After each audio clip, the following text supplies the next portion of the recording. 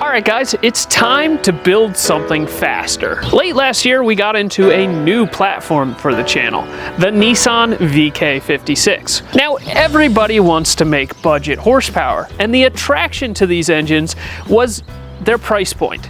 They could be had for right around junkyard LS prices. They're in junkyards everywhere, but there are many features with this engine that are far superior. Dual overhead cam, head bolt size, head bolt proximity to the sleeve, webbing in the deck surface, main fastener size, forged steel crankshafts from the factory. And it's like Nissan took the LS engine, studied it, and made every feature about the engine superior. So we dived into the platform with that junkyard LS mindset, and we made some pretty decent horsepower on a completely factory long block. In our 3,000 pound car, the car went an 863 at 157. That equates to right around 770 wheel horsepower. Unfortunately, it blew up shortly thereafter, but we knew there was massive potential in the platform. Which brings me to the subject of today's video. What if you were to take that engine, put it into something that was significantly lighter, more aerodynamic, and had all the proper safety equipment to go much faster? Ladies and gentlemen, let me introduce you to what we're calling Little Joe. Now what's so cool about this car is it already has a 750 cert roll cage in it. So we can jump right into making this thing into a fast drag car because the safety is already taken care of. This is the first 750 cert cage that we ever did, and it came out pretty decent. Lots of room for the driver. We are miles ahead with this cage right here, and that's pretty exciting. And this chassis itself actually has a much more storied past than probably a lot of people realize. This right here used to be LS powered, but that LS was installed in a little bit of a weird way. We went to extreme lengths to make this thing the quickest and fastest front-wheel drive LS powered vehicle. That's right, this chassis actually already holds a couple of world records. Granted, they are a bit on the micro side.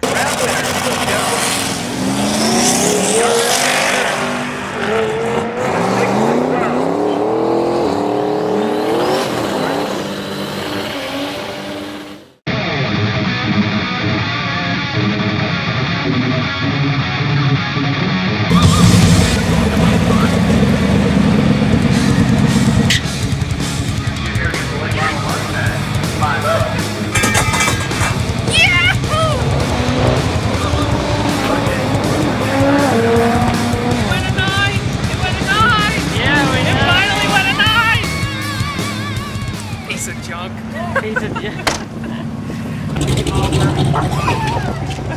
985 with an 8. Congratulations. Yeah, now people can't make fun of me for not. Finally. Oh man. It was all over. It was like, Oh yeah. I was like, no. I'm watching behind you and I'm like, oh boy, that's not I had fun. my handle to shoot the entire pass. I'm like, no. And then finally it was like, okay, we're okay. Well, the guys at the staging area must have thought I was on fire or something. I saw you go through and I started screaming. Yep. Oh man. And while we had our fun with that little escapade, it's time to make this thing correct wheel drive. And what better way to do that than to install what I think is the next big thing in hot rod, a VK56. So let's get into the conversion. All right guys, first thing that we need to address to convert this thing to rear wheel drive is to put a rear diff in it. Now, as I talked about earlier, this thing used to be front wheel drive. We made this custom straight axle rear suspension using aluminum 4-link bars. I think these were aluminum. No, this was aluminum. These are steel. But we had a aluminum track locator and we used all of the factory pickup points. This was actually a factory all-wheel drive car, which the factory all-wheel drive cars have these mounting provisions. The front-wheel drive cars do not have them. So yeah, we ruined a classic, I know. This thing was made out of a piece of chromoly. It's pretty much all custom. The hubs here, I believe, are from the rear of a Mitsubishi of some sort. Yeah, I think it was a Mitsubishi Galant. And the reason that I chose them was because I wanted to do traction control, and they had a little trigger wheel on them. And they had the standard 5-on 4.5. But all this is about to go away because we're going to make it correct wheel drive. So let's get this thing blown apart.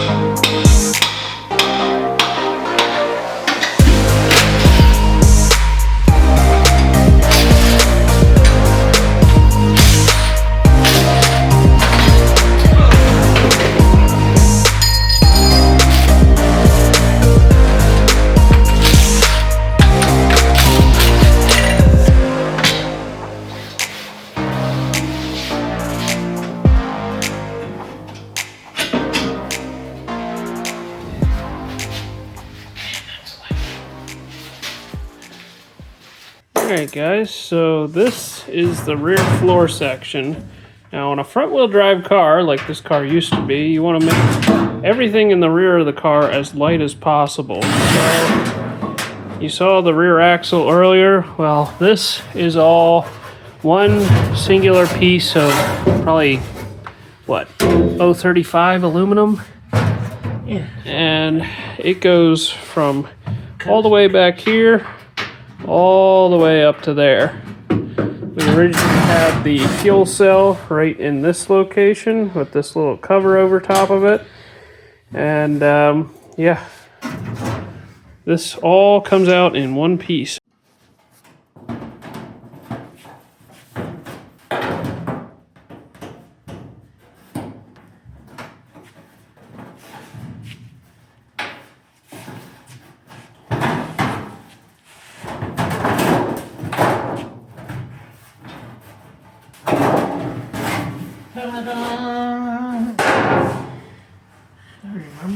That was fun. Alright guys, so we're trying to figure out the rear suspension on this car. Now this car was an original all-wheel drive car that we converted to front-wheel drive, and we are now going to convert to rear-wheel drive. Now the factory wheel tubs in the back of this Talon are not very accommodating. They definitely did not design this thing to have much tire on the back. So we're going to have to do some pretty significant modification. The frame there where it dives towards the outside is definitely in the way. We're going to have to cut all that out. But the goal is to try to keep as much of the stock wheel tub as we can, just because it's already figured out and, you know, it fits the car really nice. So we have decided that we're going to go with this right here. This is a 15 by 10 wheel with a 26 by 10 drag slick on it. And the reason that we are not going with a 28 is we don't have a ton of clearance to the top of the wheel tub. And again, we're trying to keep the factory wheel tub in place. So in order to keep the rear end of the car as low as possible, we're going to just go with a shorter tire. I don't think we're going to need the tire, to be honest. This thing should be rather light. It's not going to need a whole lot of, contact patch. We're probably not going to try and kill the 60 foot with this thing. And, this thing should get us to where we need to go. Now, in order to make all this work, you have to have the wheel combination to, you know, sort all this out. So actually, this wheel right here is not the wheel that we are going to use. The tire is, but we are going to use this set of wheels over here. Now, I misspoke earlier. Those wheels that I just showed you are actually 15 by 12s. These are 15 by 10s. And we're going to take those tires and put them on these wheels. And then we had two different sets of axles here. We kind of go to flea markets, and if we see a cheap set of axles, we buy them. And this would result in a 48-inch wide rear from hub to hub. This results in a 47.5. And this is the perfect width to work with those wheels, with those tires on this car. And the last thing we have to sort out is the axle housing. Now, this axle housing is a little rough, and we could use it, but the way that these ladder bar brackets are welded on here, it's just not the best welds, lots of porosity. I can't find a bad example, but trust me, the welds are pretty crappy. So we're going to take the ladder bars off of this and put them onto that housing. That housing actually came out of the Volvo, and you can see how bent up the 4-link brackets are on this thing. They have a nice little whoop-de-doo in here, and you can see how bent up the shock mount is. We'll replace all that, and then we'll re-weld the housing ends on, because these axles have the small forward bearing. So we're going to take the housing ends from that axle there, with these axles, with those ladder bars, with that housing, with those tires. On those wheels. Yes, on those wheels. Yeah, did I say those wheels? On those wheels. And we're going to stick them in this car. So, yeah, we're not crazy. But I guess I kind of alluded to it there a second ago. We are going to be putting a ladder bar suspension in this car. Those ladder bars pretty much line up perfect with the number 1 bar here. They pretty much come in right behind here. We have seen lots of guys go very, very fast with ladder bars, and we're going to give it a shot. Trust me, guys, we're not crazy. All right, let's get to work.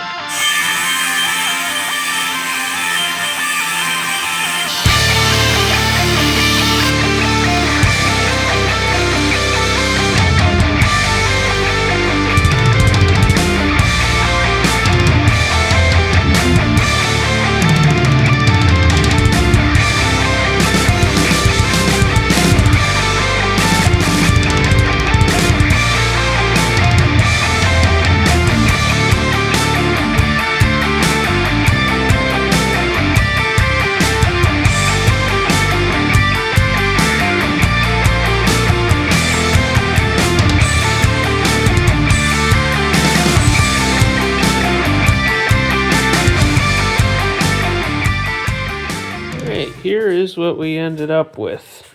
So you'll notice that the housing ends have not been fully welded on. That is intentional because we still need to weld the brackets on for the ladder bars. When you weld those brackets on, the rear end housings have a tendency to warp. So these will get cut back off and then rejigged and then welded finally once we have the brackets on, but we can't locate where the brackets need to be until we figure out where they need to be in the car. So this is where we are at the moment. Our axles fit great.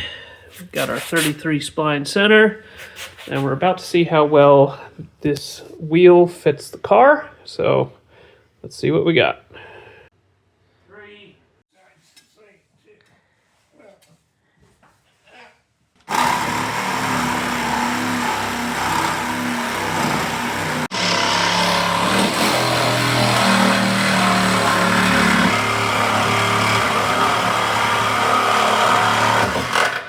I will fully admit that we were definitely avoiding cutting these stock wheel tubs out of this thing. With your stock wheel tubs, you're already weather tight to the outside of the body, and everything's already nicely situated.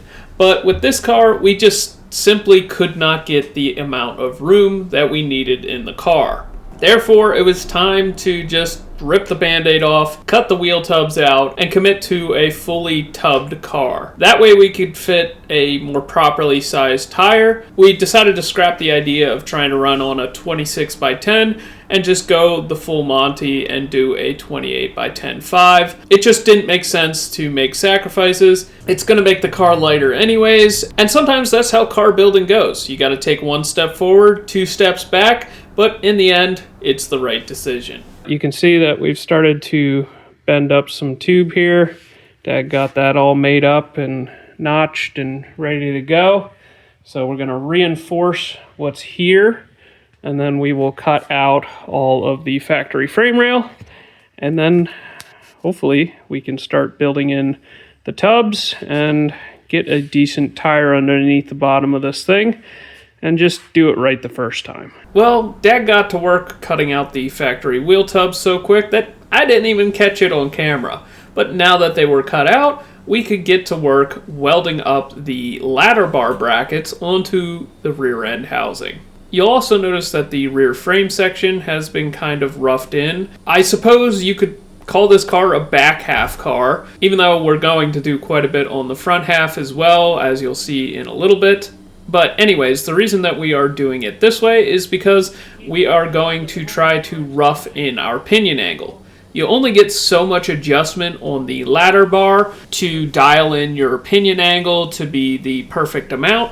So we kind of put the ladder bars into the middle of their adjustment, and then we set the pinion angle to where we think it needs to be, and then we can adjust it after the fact. With suspension, you kind of have a lot of freedom when you make it adjustable. You could weld the mount in quite a few different locations and then adjust things to where they need to be, but you still need to get your fixed points to a location where you can get it within the window of adjustment so that you can make it correct when it's all said and done. With that out of the way, it's time to get back onto the wheel tubs.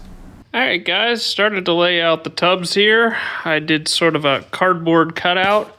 Obviously we still have a little bit of metal to trim here, but trying to get this thing sized up to the outer part of the wheel well. I definitely missed in a few spots, but that is why you do it out of cardboard first. So we'll have to get this thing trimmed up to the right size, and hopefully we can take this template here, transfer it to our wheel tub, and have something to work with. I ended up making another cardboard pattern that was a little bit closer, and then we transferred it to our wheel tubs. These wheel tubs were a purchase piece. I believe it was from Competition Engineering. I basically just looked for the cheapest wheel tubs on the market and then bought those. Wheel tubs are really not that complicated. It's just a rolled piece of steel and a flat piece. Then my dad and Mark from the Buck Does It YouTube channel, go follow him by the way, got to work getting the thing finally fit and welded into the car. Now that we had the wheel tubs knocked out, it was time to start working on the front suspension. We are going to be converting this to an aftermarket strut. These cars originally came with a McPherson strut styles front suspension, but we are going to be converting it to a strange aftermarket strut that we happened to buy from a flea market. And it just so happened that we bought a set of struts with a set of suspension arms that were like the perfect dimensions for the car.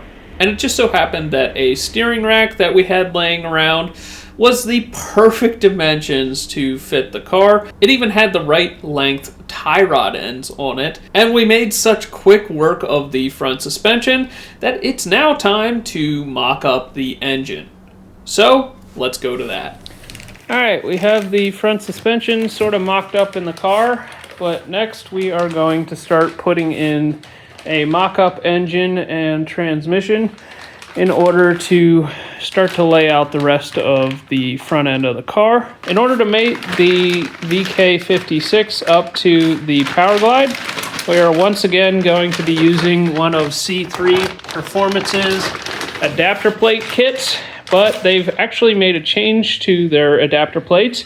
They've added 2 ears on either side in order to kind of make the adapter plate into a mid plate. So Big thanks to the guys over at C3 Performance.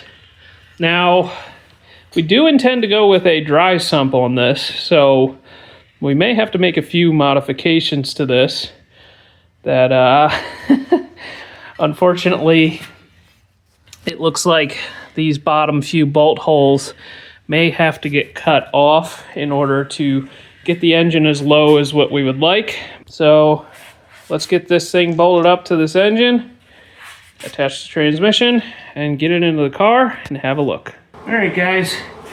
So in the previous video, Calvin kind of teased about what's coming, and guess what this is? This is a dry sump pan for a VK, and really a nice piece, Ross Performance. We bought it secondhand off of Marketplace, and really appreciated meeting the gentleman. He was familiar with the channel, and we met up, and this is a nice piece. All of these pre-cut billet. Yep, all the scavenge sections hook into there. Yep. Already has integrated screens. Yep. On both sides, so that if you want to run the lines out the one side or the other side, it's up to you. Got some options. Mm-hmm. Really nice piece. This thing's beautiful. Yep. Hopefully we'll be working with them on a few other projects or a few other products for the build. So we're going to also use this to mock up the engine in the car as well. Yep. Yeah, once we get the engine mocked up, we'll build the engine mounts. And then once we have the engine mounts, we'll build a truss work in here, keeping in mind that we want to put the dry sump pump on here, and then we want to build headers for it. On the Futura, we use stock manifolds, and we want to incorporate a set of stainless steel headers. And we're still determining whether we're going to go twin turbo or a big turbo, and we're hoping to get a little bit of help, but we'll see how that plays out. All right, let's get this bolted together. It's about time. Mm-hmm. Quit teasing me. Mm-hmm. You're not the only one, right? Yeah. Here, take this. It's time to get this tranny in. Mm-hmm.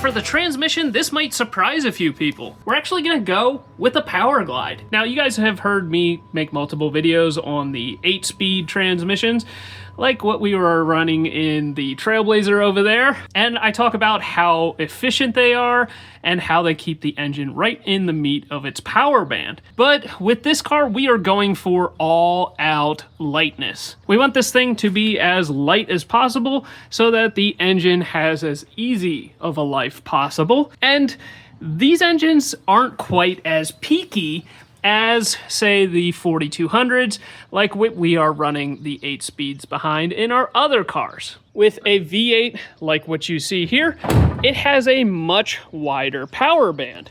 It makes a whole lot more torque than what the 4200 does.